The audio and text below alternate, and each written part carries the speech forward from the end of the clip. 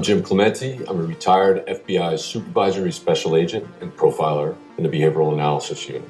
As a profiler, my job was to hunt down child abductors, serial rapists, and serial killers.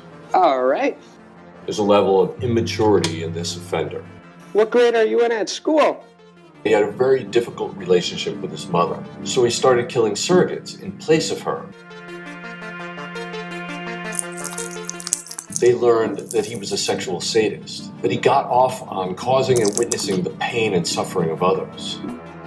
But he did that many times by using his psychopathic charm to lure in victims. Have you tried the lasagna? It's my favorite.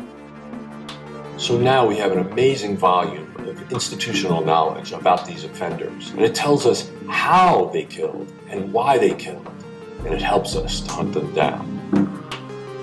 All those things tell us the kind of person who committed the crime. All right.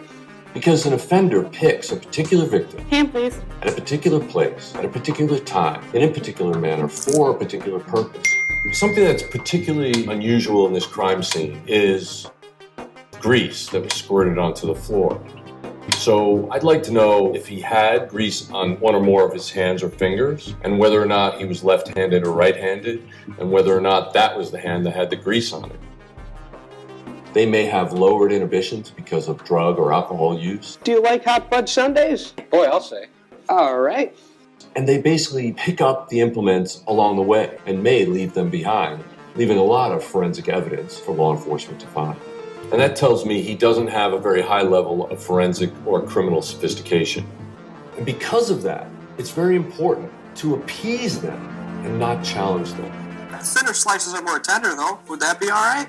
You can always come back up for more. Okay. In many of these cases, local law enforcement has absolutely no idea who committed the crime and no leads, but criminal behavioral analysis can generate leads as to the type of person who committed the crime. And in many cases across the country, criminal behavioral analysis has led to the identification, arrest,